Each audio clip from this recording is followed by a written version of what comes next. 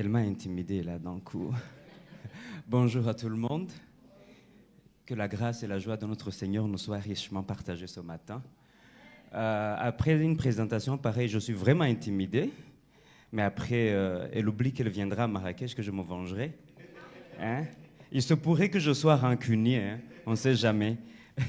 Donc je pourrais me venger un tout petit peu. D'accord, alors je pense qu'on peut continuer notre parcours hein, qu'on a commencé depuis vendredi, où on m'avait demandé de parler sur héritier, n'est-ce pas? Jeunes gens héritiers de Dieu pour manifester les œuvres bonnes. Si vous vous souvenez très bien, vendredi, nous avons parlé des défis de la jeunesse, du moins de manière générale aussi des chrétiens. Euh, euh, et nous avons parlé de la réalité du combat spirituel, non pas pour être apeuré, non pas pour passer des nuits sans dormir, mais pour qu'on soit conscient que quand même, il y a des forces qui nous sont contraires quand nous voulons essayer de plaire à Dieu. Ça va? Et hier, nous avons parlé de qu'est-ce que ça veut dire produire des œuvres bonnes. Et nous avons dit qu'au fait, il ne s'agit pas de ne pas simplement travailler, mais il faut travailler dans le couloir que le Seigneur nous réserve et surtout dans les conditions que le Seigneur nous donne. Est-ce que ça va jusque-là? Aujourd'hui, alors, pour finir, nous voulons parler aussi de l'héritage et nous allons parler d'être héritier de Dieu en Christ. Ça va? Ok, alors je vous invite à vous lever si vous le pouvez. On va lire la parole de Dieu, Galates 4, les 7 premiers versets. Galates, comme ça vous fait un tout petit peu de respiration aussi. Je veux me rassurer que vous ne dormirez pas beaucoup pendant que je vous ennuie dans les minutes qui suivent. Est-ce que ça va? Comme à l'école primaire, vous y êtes? Parce que c'est projeté, c'est ça, hein? Quelques-uns ne savent même pas que c'est dans le Nouveau Testament, hein? Galates 4, à partir du premier verset. Or, aussi longtemps que l'héritier est un enfant, je dis qu'il ne diffère en rien d'un esclave, quoi qu'il soit, le maître de tout. Mais il est sous des tuteurs et des administrateurs jusqu'au temps marqué par le Père. Nous aussi, de la même manière, lorsque nous étions enfants, nous étions sous l'esclavage des rudiments du monde. Mais lorsque le temps a été accompli, Dieu a envoyé son Fils, né d'une femme, né sous la loi, afin qu'il rachète, ça c'est Louis II qui peut faire ça, afin qu'il rachète ceux qui étaient sous la loi, afin que nous ressuscions l'adoption. Encore Louis II, justement. Quelques-uns se disent dans quel temps ce verbe est conjugué. Je ne vous le dirai pas. Et parce que vous êtes fils, Dieu a envoyé dans nos cœurs l'esprit de son Fils, lequel crie « Abba, Père ». Ainsi, tu n'es plus esclave, mais fils. Et si tu es fils, tu es aussi héritier par la grâce de Dieu. Que Dieu bénisse sa parole. Veuillez vous asseoir, s'il vous plaît. Seigneur, que les méditations de mon cœur et les paroles de ma bouche te plaisent. Alors, comme nous l'avons dit depuis vendredi, nous sommes en train de parler. Aujourd'hui, j'ai l'impression que j'ai essayé de vous préparer pour qu'on puisse parler de ce matin de l'héritage en Christ. Et je n'ai pas le temps de vous expliquer les contextes de l'épître de Galates. Hein, vous pouvez vous-même aller fouiller. Aujourd'hui, les informations sont disponibles. Mais je pense que vous aurez déjà entendu que c'est l'épître où Paul n'est pas du tout tendre. Non? Paul n'est pas du tout gentil hein, quand vous lisez l'épître. Il ne respecte pas toute la politesse habituelle quand il écrit. Et pourquoi? Parce qu'il estime qu'ils ont à un moment connu la parole de Dieu, mais ils ont été infiltrés par des enseignements mensongers. Et donc j'ai l'impression qu'il se donne la mission de rééquilibrer la connaissance. Il se donne la mission de rééquilibrer, j'ai envie de dire, la doctrine pour que les chrétiens grandissent avec maturité. Et donc, dans le passage d'aujourd'hui, il est en train de fixer quelque chose pour qu'un chrétien d'aujourd'hui comprenne quelle est sa part dans le Christ. Quel est son positionnement actuellement, si du moins il a mis sa foi dans le Seigneur. Premier point de ce que je veux dire aujourd'hui, être héritier, c'est une grâce de Dieu. Il va le préciser, il dit avant le Christ, nous étions dans l'esclavage. Et ici, l'esclavage, il va le comparer à l'état d'enfance. Quelques-uns souvent me disent, oh, quand on voit notre bébé, oh, j'aimerais être encore bébé. Je dis, mais c'est un état d'esclavage, un bébé. Un bébé, il a faim, si je ne veux pas le nourrir, il va mourir de faim. Mais quelqu'un de mature, il a faim, il va se chercher lui-même à manger. Donc arrêtez de chercher à vouloir être des enfants comme ça. Hein? Voyez-vous. Donc il dit, sans Jésus, nous sommes dans l'esclavage. Il va dire l'esclavage du monde. En fait, même ce que nous appelons liberté n'en est pas forcément une. Hein? Vous entendez des gens, oh, je suis libre de faire ce que je veux. Non, mais dans le même passage, Galate va dire non, il y a deux réalités qui se battent. La chair et quoi?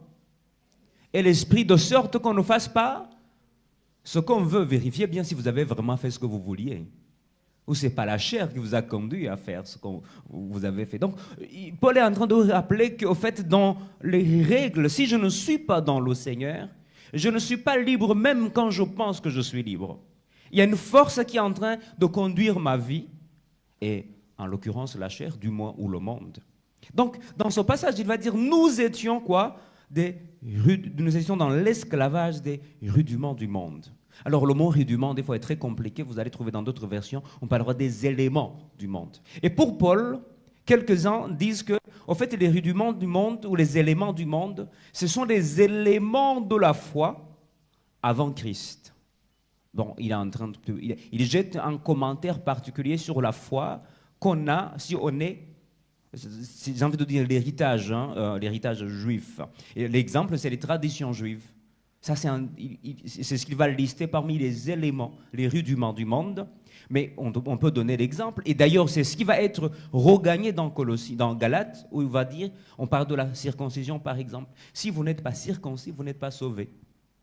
Voyez-vous? Et donc, on va commencer à vouloir peser le poids de la circoncision sur les non-juifs. Mais Paul va dire, ça c'est un élément du monde. Ça c'est un élément. Ça c'est pas la garantie d'être sauvé. Il va dire, la vraie circoncision, c'est la circoncision de cœur. Et d'une part, les rudiments du monde, c'est donc ces éléments de la foi juive avant Jésus, mais aussi les éléments de la nature divinisée. Il y a quelques-uns qui prient le vent, quelques-uns qui prient l'eau, le soleil. J'aurais entendu que dans quelques cultures, quand vous venez dans la chambre de quelqu'un, vous vous adossez sur l'entrée, tu es en train de voler mes chances. Et un chrétien va passer toute la journée en disant, quelqu'un est venu chez moi, il a volé ma chance. C'est un élément du monde, ça.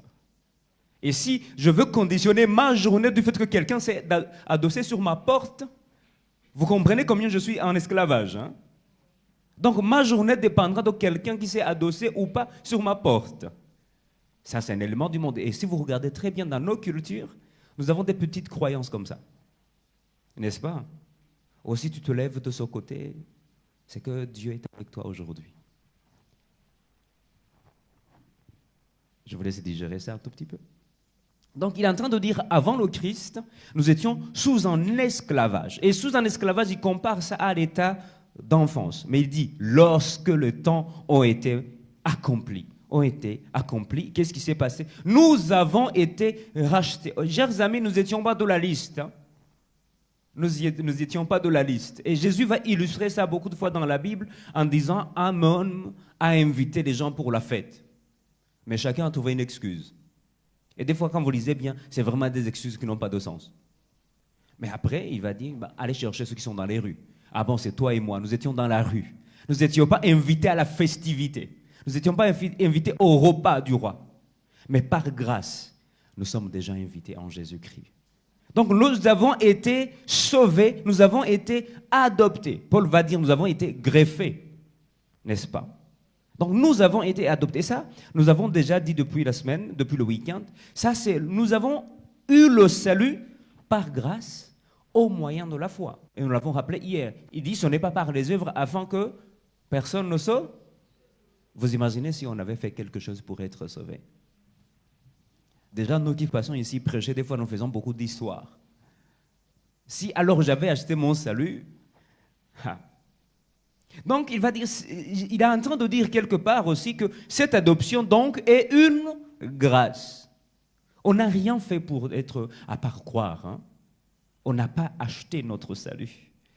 Nous avons juste cru et Dieu nous a offert gratuitement le salut. Donc le salut, j'ai envie de dire, le salut des hommes, quand vous lisez la Bible, a été toujours l'initiative de Dieu. Ça va? On commence par Genèse. Ils ont mangé le fruit défendu. Je le disais depuis ce week-end, on ne sait pas quel fruit. Hein, on ne commencez pas à réindexer les fruits comme ça, voyez-vous. Mais le fait qu'ils aient mangé un fruit défendu, ils ont péché. Et ils ont voulu se cacher, vous comprenez l'histoire. Mais quand même, Dieu va venir dire, Adam, où es-tu? Est-ce que Dieu ne savait pas où il était? Peut-être ce matin, il est en train de vous dire, vous êtes où? Parce qu'il est en train de venir vous chercher, non pas pour vous condamner, mais pour vous faire sortir de la prison que vous faites vous-même une fois que vous venez de pécher. Vous savez, souvent on fait une prison nous-mêmes. Hein. On va essayer de mettre les feuilles de figuier. Mais un coup de soleil seulement, ça sèche. Hein. Bon, quelqu'un à Marrakech m'a dit que Dieu est le premier styliste. La première veste en cuir, c'est lui qui l'a faite. Bon, ça c'est les réalités de Marrakech comme ça. Donc, voyez, c'est Dieu qui a toujours été à l'initiative du salut des hommes. Rappelez-vous, Jésus va dire dans Jean 15, verset 16, « Ce n'est pas vous qui m'avez choisi, mais c'est moi qui vous ai choisi. » Luc 19, verset 10, il va dire, « Le Fils de l'homme est venu chercher et sauver ce qui était perdu. » Il est venu, on ne l'a pas cherché. En fait, même quand nous avons l'impression de le chercher, c'est lui qui active en nous la soif de le chercher. Donc c'est par grâce que nous sommes sauvés. Et donc Dieu nous aime tellement qu'il veut nous impliquer dans l'héritage qu'il nous a fait, qu'il est venu nous chercher. Et ce matin, Dieu est en train de vous chercher encore. Ne fouillez pas. Ne regardez pas la lourdeur, la tâche, le poids de votre passé. Il est suffisamment bon pour vous pardonner. J'aime dire, même si vous étiez la seule personne, Christ allait mourir à la croix pour vous, personnellement. Donc, comprenez votre valeur. Dieu nous a suffisamment aimés qu'il est mort à la croix pour nous. Et en mourant à la croix, il ouvre une porte dans l'héritage qui nous était hors de portée, que nous ne pouvions pas avoir. Donc, quand vous marchez dans la rue, rappelez-vous ça, parce qu'aujourd'hui, on commence à l'oublier. Il y a des messages qui nous rattachent tellement à la terre. Je suis prospère, et c'est pas mal, hein. Dieu n'est pas contre la prospérité. Mais j'ai l'impression qu'on commence à oublier la perspective de l'éternité. On commence à marcher comme si, on vient de le dire dans notre credo, n'est-ce pas? Je crois à la résurrection et à la vie éternelle. On discutait avec quelqu'un hier, mais si on demande à quelqu'un, si Jésus revient aujourd'hui, où est-ce que vous serez? Quelques-uns sont en train de douter, et pourtant ça fait 5 ans, 10 ans qu'il est dans l'église. Il y a quelque chose à questionner, n'est-ce pas? Donc comprendre que, est-ce que j'ai compris vraiment ce que ça veut dire être sauvé? Ce que ça veut dire croire en Jésus, être pardonné de ses péchés. Première des choses donc, par la grâce de Dieu, sans payer quoi que ce soit, Dieu nous a offert le salut. Et au cas où vous doutez, ce matin vous êtes sauvés, si vous avez cru en Jésus. Qu'importe ce que vous avez fait hier soir, qu'importe les faux pas, les erreurs, cela ne conditionne pas le salut. Ça va? Qu'importe votre pédigré, qu'importe d'où vous venez, qu'importe comment vous êtes venu au monde. J'ai déjà entendu des mères qui disent aux enfants, « Je ne te voulais pas. Tu as un accident. » Mais tu as un accident pour qui? Pour l'homme ou pour Dieu? Ah, je suis 1000 fois convaincu que c'est peut-être un accident pour un homme, mais pas pour Dieu. Pour Dieu, nous avons dit depuis hier, il nous a créés pour des œuvres bonnes afin que nous les pratiquions. Il y a quelque chose, il y a un projet assigné à ma vie. Donc je ne peux pas me croire que je suis un hasard. Je ne peux pas me croire que j'ai existé comme ça. Non, j'ai un projet, j'ai une histoire que Dieu a formée sur ma vie. Et au-delà de ça, donc il dit, je vous sors de votre péché et je vous pardonne. Premier point, par grâce, nous avons été adoptés pour être héritiers. Mais donc, être adopté ne suffit pas, chers amis. Être adopté, c'est une chose, mais il va falloir que je comprenne que je dois quitter l'enfance. Hein, c'est le texte de ce matin. Aussi longtemps que l'héritier est un enfant, il ne diffère en rien de l'esclave. Vous imaginez, hein? Et on dit, le texte précise, il dit, il est sous des tuteurs ou des administrateurs jusqu'au temps marqué. Donc c'est important de quitter l'état d'enfance pour entrer pleinement dans l'héritage. Si je ne quitte pas l'état d'enfance, je ne peux pas entrer en héritage. Même si vous avez un père millionnaire, si vous n'avez pas l'âge suffisant pour conduire, on ne vous donnera pas le permis. Vrai ou faux? Même si les voitures se gâtent dans le parking. Et ils vont se gâter, mais vous ne conduirez pas. Parce que vous n'avez pas la maturité suffisante pour être au volant. Ça va? Donc c'est important de comprendre que être enfant, c'est une bonne chose. D'ailleurs, ça commence par là. Mais il va falloir que je fasse le nécessaire pour quitter l'état d'enfance. Et c'est notre deuxième point. Quitter l'état d'enfant. Premier sous-point, je le quitte, non pas par moi, mais par l'œuvre de Dieu. Nous étions enfants, nous dit le passage, et nous étions même esclaves des rudiments du monde. Bon, avant Jésus, Paul est en train de dire, nous avions comme une foi enfantine. Et heureusement que par l'Esprit de Dieu, nous pouvons dire maintenant, Abba, Père. C'est l'idée de tendre Père. Hein. C'est l'idée de quelqu'un qui est en relation de confiance, quelqu'un qui peut communiquer avec son Père. Donc, et il dit, vu que maintenant, par l'Esprit, vous pouvez dire, Abba, Père, vous êtes là, par là, Fils. Donc, c'est donc un fils qui hérite. Pas un petit garçon, pas un garçonnet, pas une fillette, mais quelqu'un qui grandit, qui hérite. Alors, un fils, c'est l'idée d'enfant légitime. J'ai envie de dire aussi enfant adopté, enfant légitimé. Ça va? Donc, c'est un enfant légitime. L'esclave n'hérite pas. L'esclave s'occupe des tâches de la maison, mais il n'hérite pas dans la maison. À moins qu'il y ait des... Bon, rappelez-vous, même c'est qui pensait que c'est Abraham, non? Il croyait qu'il y a un monsieur qui travaille chez lui qui va hériter. Dieu dit non, c'est un fils qui doit hériter. Ce n'est pas un esclave qui hérite. Donc, l'idée de fils, c'est l'idée de l'enfant mature. Et l'idée de fils, c'est l'idée de celui qui ressemble au père, qui peut même remplacer le père valablement. On sait que quand le père n'est pas là et que le fils parle, c'est exactement le père qui a parlé. Parce que le fils il connaît tellement le père qu'il peut parler en disant « mon père peut décider ainsi dans ce cas ». C'est ce type de personne qui entre pleinement dans l'héritage. Ça va? Rappelez-vous de Hébreux 1, verset 3. Dieu a... Si on lit l'épître aux Hébreux, on va placer le contexte en disant Dieu avant a parlé par des prophètes. Mais dans les derniers temps, Dieu parle par son Fils. Et verset 3, il dit, son Fils, il est quoi? Il est la représentation exacte du Père.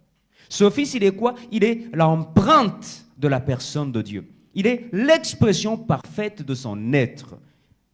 Ça va? Une autre version va dire il est l'expression parfaite de sa nature. Quand on voit le Fils, on pense directement au Père. J'espère que l'église d'Agadir va être révoltée en disant quand on me voit, on doit voir Dieu. Quand on me voit, on va voir que je suis en représentation de quelqu'un. Je suis dans une croissance, je suis en train de grandir de telle sorte que quand on me voit, on voit, lui, là, il est la représentation de Dieu. Elle est la représentation de l'image de Dieu. C'est là où on veut. C'est ça notre but à atteindre. Et le mot qui est représentation ici, si vous aimez les langues originales, c'est d'où vient le mot caractère. Ça va? Et le mot caractère renvoie à l'idée de sculpter. Sculpter, vous savez ce que ça veut dire, non? On peut prendre un tronc d'arbre, mais on va faire de telle sorte qu'on trouve l'image de Pasteur Clément. Donc on a dit dans un tronc d'arbre est cachée l'image de Pasteur. Bon, c'est un exemple, pardonnez-moi. Voyez-vous?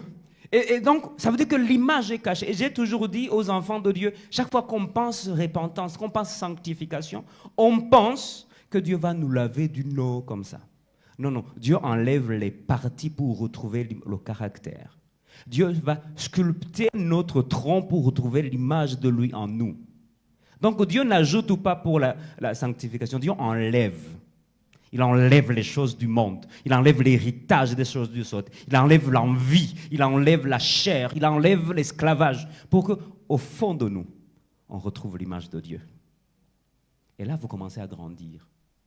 Et c'est le travail que Dieu opère. Donc on doit se laisser Dieu sculpter. Et quand il est en train d'enlever les parties, ça fait mal. Ça blesse. Hein? Je disais à un frère un jour, il vivait des temps difficiles, et je lui dis, est-ce que ça ne serait pas des temps difficiles dû à ton sujet de prière? Il me dit, pourquoi? Toi-même, tu as demandé, Seigneur, brise-moi. Façonne-moi. Non, mais il va le faire comment? Mais vous passez par les épreuves. Vous passez par les temps difficiles. Eh bien, le sujet marche. Vous avez bien prié.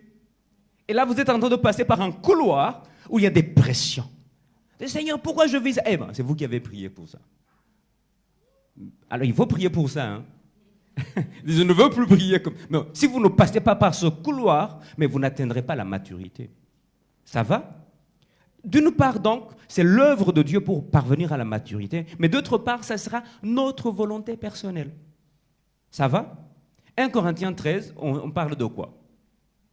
Ah, il n'y a pas longtemps, on était le 14 février, c'est justement que vous êtes souvenu de ce passage. Parce que des fois, j'ai l'impression qu'on pense à d'autres amours. Hein? 1 Corinthiens 13, mais moi je veux aller au verset 11, où Paul va dire, lorsque j'étais un enfant, je parlais comme un enfant. Je pensais comme un enfant. Je raisonnais même comme un enfant. Et ici, c'est le mot népios. Hein? C'est celui qui n'a pas de parole. Celui qui ne sait pas parler. Comme un enfant, et lorsque je suis devenu homme, j'ai fait quoi?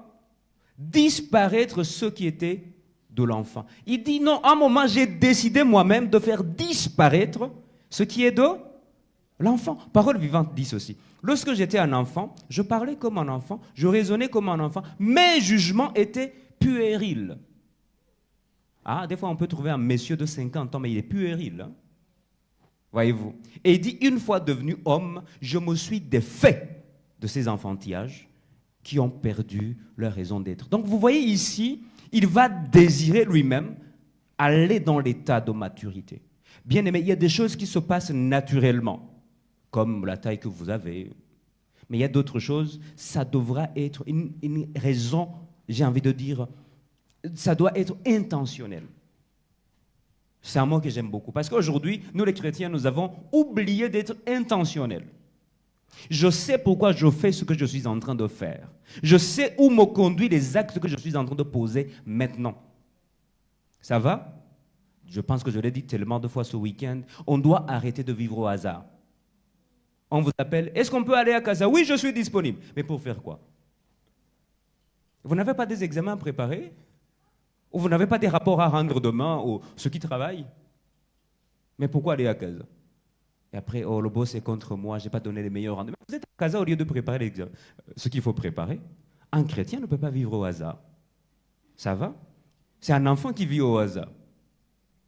C'est un enfant qui voit un bonbon, il veut un bonbon. Qui veut un gâteau, il veut un gâteau. Qui veut un chocolat, il veut un chocolat. Mais quand tu grandis, tu sais que si tu combines tout ça, la santé va être un problème. N'est-ce pas? Donc je dois être intentionnel. Dans ma méditation, il y a un objectif à atteindre. Je suis en train de méditer sur tel thème parce que j'ai besoin d'atteindre telle pensée dans tel thème de la parole de Dieu.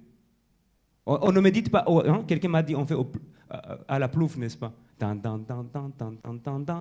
Voici où je vais méditer aujourd'hui. Et j'aime beaucoup. Apparemment, quelqu'un a ouvert la Bible et il dit, et Judas se suicida. Il referme la Bible, il refait comme ça, et toi aussi vas faire de même. Courage, hein, si vous méditez comme ça. Donc vous comprendrez que c'est très important de dire, je suis en train de penser ce que je suis en train de faire. Quand j'étais un enfant, je parlais, j'agissais comme un enfant, mais à un moment, je dois me défaire des choses de l'enfance. Ça va? Vous me suivez toujours? J'ai pensé à l'image de Bartimée. Bartimée est en train de... Marc 10, hein. Bartimée est en train de crier, et les gens le fait taire. Bon, vous savez, Bartimée, c'est quelque part, c'est quelqu'un qui n'a pas de nom. Hein. Étymologiquement, ça veut dire fils de Timée. Et quand vous lisez dans la Bible, on dit il c'était vraiment fils de Timée. Donc, vous savez, quand on vous appelle par rapport à votre père, parce que la culture, des fois, la société fait que quand vous n'avez rien, vous n'êtes rien. Vous n'avez jamais remarqué ça? Quand vous n'avez pas, vous n'êtes pas. Vu qu'il est aveugle et qu'il est mendie, c'est le fils de son papa. Il y a des mamans qu'on appelle épouses de tel seulement. On dirait elle n'a pas d'identité. Il y a des papas qu'on appelle c'est le mari de tel. J'aime beaucoup une histoire que j'aime répéter à Marrakech. On demande à quelqu'un d'où viens-tu? Il dit tu vois la grande famille là-bas? Je vis à côté. Ah, vous savez, quand on est en crise d'identité, c'est ça. Hein? Vous êtes dans quelle église? Vous voyez l'église qui est dans Cité Suisse? C'est mon église. Ben, Cité Suisse, ça fait genre, hein, n'est-ce pas? Ah, nous autres qui venons d'autres quartiers, quand on entend Cité Suisse. Voyez-vous donc, Bartimée, il va être rabroué pour le faire taire. Mais Bartimée fait quoi? Il crie de plus belle. Chers amis, le monde de la société est fait de telle sorte que nous, en tant qu'enfants de Dieu, tout est organisé pour qu'on ne grandisse pas dans le Seigneur. Mais si je ne fais pas comme Bartimée, que quand la chair me fait taire, quand le monde me fait taire, quand le diable me distrait, et que je n'arrive pas à crier de plus belle pour avancer avec le Seigneur, je n'avancerai pas. Et j'aurai des excuses, hein? Trop de choses à faire. N'est-ce pas? Je disais à quelques-uns, quand vous voyez quelqu'un qui grandit dans la foi, il n'a pas 25 heures par jour. Hein? C'est qu'il a organisé sa vie, il est en train de défaire les choses de l'enfance pour aller vers la maturité. Je dois vouloir aller vers la maturité. La fois passée, quelqu'un est venu, je sais que apparemment la piscine est agitée à Agadir. Voyez-vous? Et comme on parle trop de mariage, quelqu'un vient me dire non, mais en fait, il faut que je me marie. Je dis mon frère, ce n'est pas la question. Est-ce que tu es suffisamment mature pour être mariable? Non, mais attends. Tu ne peux même pas payer une maison, tu payes toujours la chambre avec quelqu'un. Et tu pries déjà pour te marier là. Non, mais ce n'est pas la priorité. Vous comprenez, n'est-ce pas? Et qu'est-ce qu'il va faire? Il va jeter le manteau.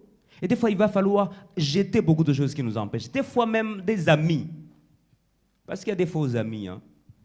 Un ami qui m'éloigne de plus en plus de Dieu, je dois me poser des questions. Ça va, n'est-ce pas? Pour finir donc, troisième point, comment grandir? Comme je le disais tout à l'heure, grandir va être intentionnel, voulu. Si vous ne voulez pas grandir, les pasteurs vont enseigner. Dans les cellules, il y aura des bons thèmes, mais vous ne grandirez pas. Ça va être une question, je veux quitter un point A vers un point B. Je veux grandir dans tel domaine. Il y a des domaines de la foi où je ne connais pas quelque chose. Je dois me documenter, je dois me former, je dois méditer, je dois chercher pour comprendre ces choses. Mais si vous ne le voulez pas, vous ne grandirez pas. Et vous resterez comme ça, 50 ans dans l'église, vous chauffez juste les bancs, et vous avez encore des questions des bébés spirituels. Est-ce qu'on peut être dans le Christ? Est-ce qu'on peut être en Jésus et perdre le salut? Ça, c'est une question de bébé spirituel. Et pourtant, je sais que quelques-uns se posaient la question ce matin. Donc, je ne dis pas ce que vous êtes. Hein. Donc, je vous propose trois conseils pour grandir dans la foi. Première des choses, au fait, c'est une seule idée, mais qui cache trois. L'idée, c'est apprendre à faire des bons choix. Apprendre à faire de bons choix. Premier point, apprendre à méditer. Non seulement méditer, mais aussi étudier la Bible. 2 Timothée 3, 16 et 17 va dire « Toute écriture était inspirée de Dieu, utile pour... » La plupart des fois, nous sommes arrêtés juste pour... Elle est inspirée, donc la Bible est inspirée.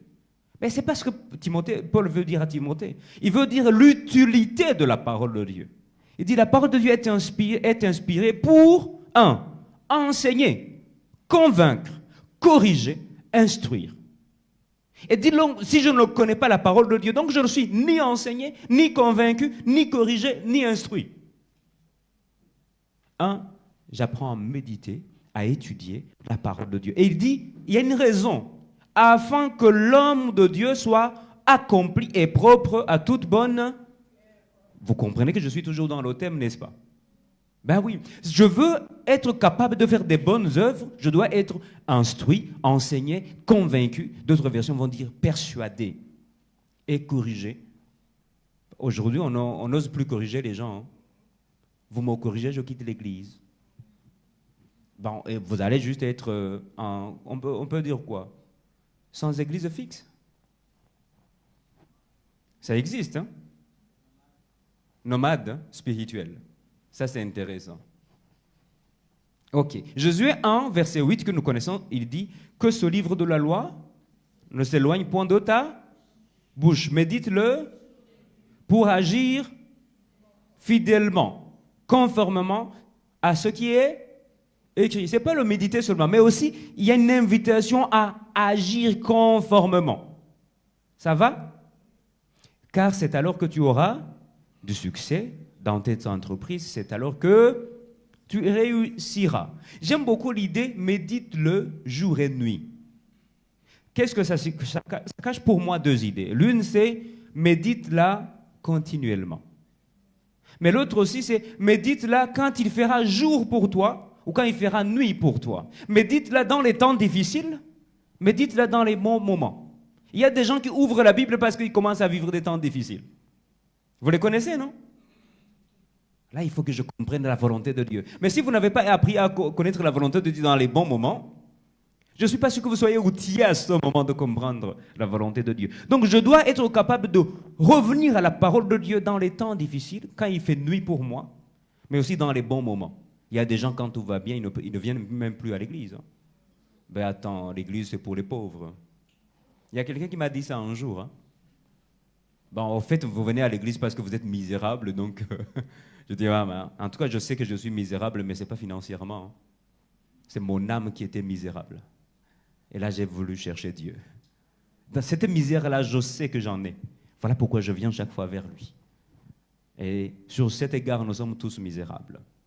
Premier point, méditer, étudier la parole de Dieu. Pourquoi? Parce que je serai instruit, parce que je serai convaincu, corrigé, mais aussi parce que la Bible va m'accompagner dans mes jours et elle m'accompagnera dans mes nuits. La Bible va m'accompagner pour réussir mes entreprises, pour réussir le projet de Dieu. Pourquoi? Parce que j'apprendrai à agir fidèlement ou exactement comme elle me recommande. Première des choses pour grandir. Deuxième des choses, c'est participer à la vie de la communauté, à la vie de l'Église.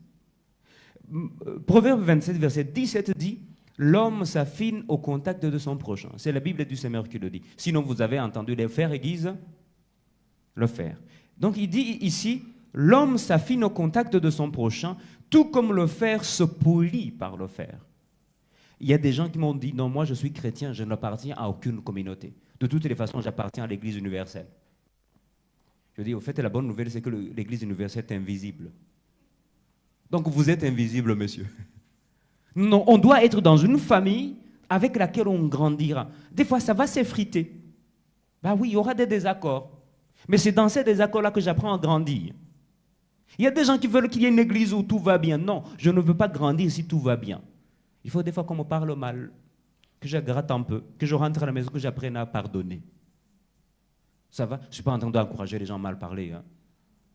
Non, ça a été la prédication de dimanche. Je te parle mal pour te faire grandir. Non, c'est faux. Voyez-vous. Acte 2, 42-43 dit, il persévérait comment? Dans l'enseignement des apôtres. J'aime toujours fixer ici quelque chose. Quand Luc pense apôtre, il pense aux 12. Il ne pense pas les apôtres d'aujourd'hui, archibishop, tout ça. Là.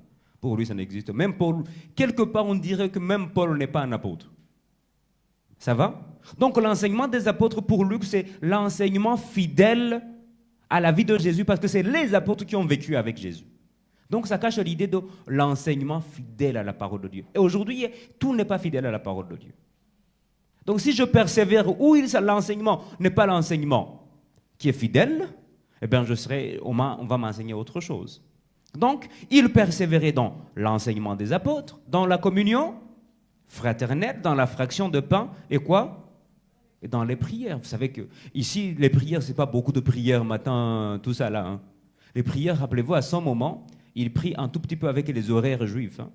Rappelez-vous, acte 3, c'est à l'heure de la prière que Pierre et Jean montent et puis qu'ils font une guérison d'un paralytique ou d'un boiteux.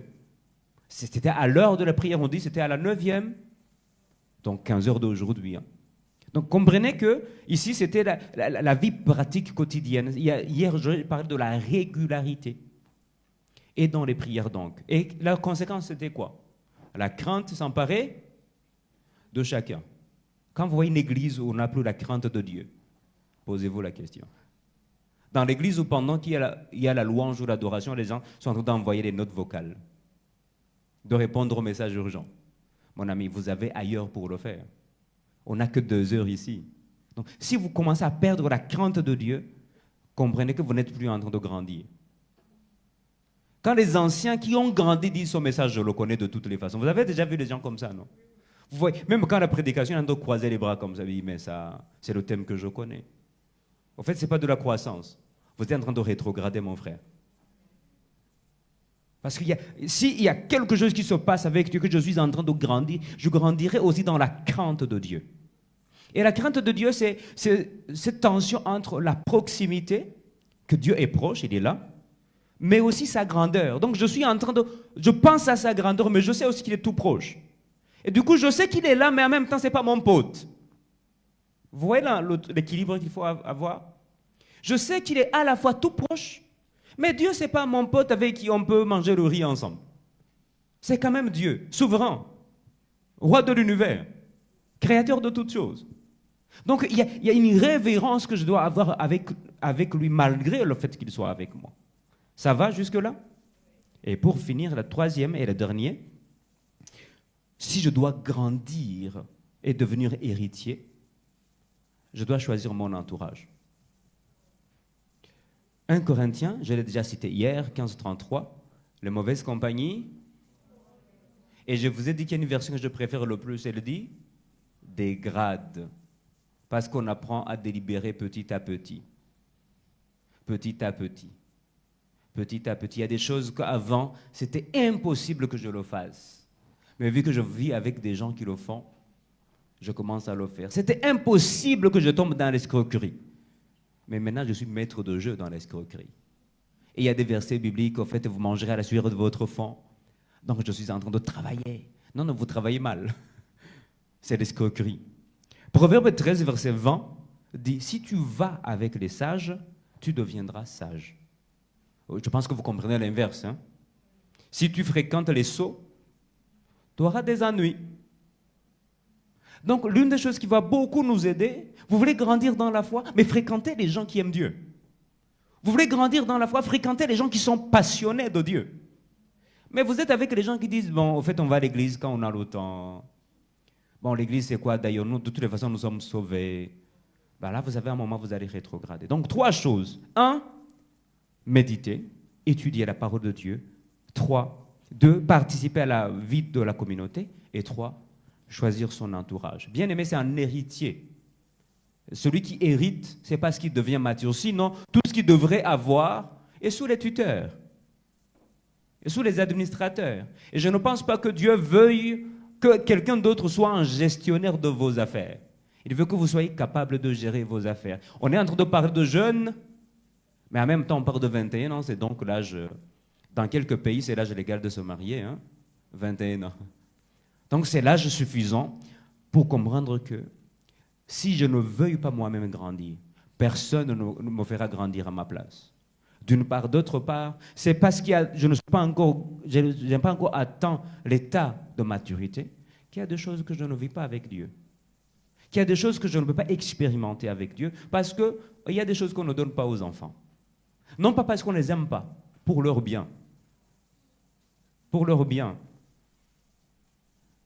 Pour conclure, jeunes gens, et le contexte, c'est pourquoi nous sommes forts. Aïe, aïe, aïe.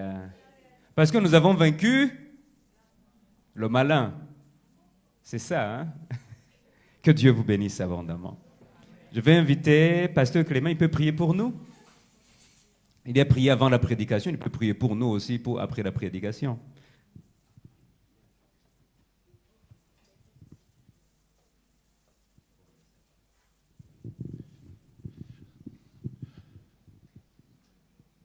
C'est vrai que c'est la parole de Dieu. À un moment, elle nous fait sourire. À un autre moment, elle nous blesse. Mais Dieu est là pour notre bonheur. Prions le Seigneur. Que chacun de nous, pendant que je suis en train de prier, pense à ce message. Parce que nous devons grandir.